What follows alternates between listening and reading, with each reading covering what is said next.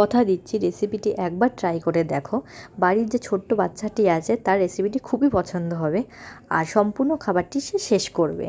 হ্যাঁ, সকালের টিফিনে হোক চাই সন্ধ্যের টিফিনে যে কোনো সময় বাচ্চাকে দেওয়া যেতে পারে, খুবই হেলথি আর ওয়েট গেইন করতে সাহায্য করে। হ্যালো, আমি পিকাঙ্কা। আজকে বানাচ্ছি আমার ছেলের জন্য দুধ সুজি, যার জন্য প্রথমে 250 ml দুধ বয়েল করতে রেখে দিয়েছি আর নিয়েছি আমি 4 চামচ মতন সুজি। এবার সুজিটাকে দুধে অ্যাড করে দেবো আর একটু নাড়তেই হবে, কারণ জানো তো ভালো করে সুজিটা তলে লেগেছে আবার ভয় থাকে। মিনিমাম 2 মিনিট ধরে এটাকে কুক করতে হবে।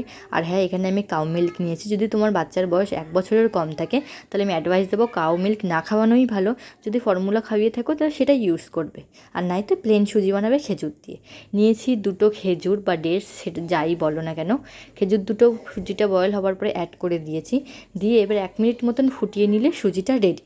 1 মিনিট মতন ফুটিয়ে নেওয়ার পরে যদি তোমার বাচ্চা তাও মিষ্টি বেশি পছন্দ করে তাহলে এখানে একটু মধু অ্যাড করতে পারো, কিন্তু আমার ছেলে বেশি মিষ্টি খায় না তাই আমি আর মধু অ্যাড করিনি।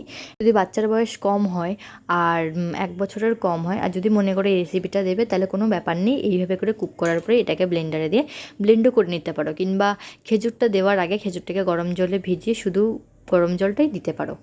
আমার সুজি প্রায় রেডি হয়ে এসছে, আমি প্লেটিং করে নিয়েছি। সুজি আমার ছেলের খুবই প্রিয় আর মিনিমাম সপ্তাহে আমি ওকে 2-3 বার সুজির আলাদা আলাদা রেসিপি বানিয়ে দেই। বিভিন্ন রকমভাবে সুজি বানানো যায়, কিন্তু এই পদ্ধতিটা সব থেকে সহজ পদ্ধতি। শুধুমাত্র সুজিটাকে বয়েল করলেই, সেটা দুধ হোক বা জল হোক, আর একটু খেজুর অ্যাড করলেই হয়ে যায়। টাটা, বাই বাই, দেখা হবে নেক্সট ভিডিও।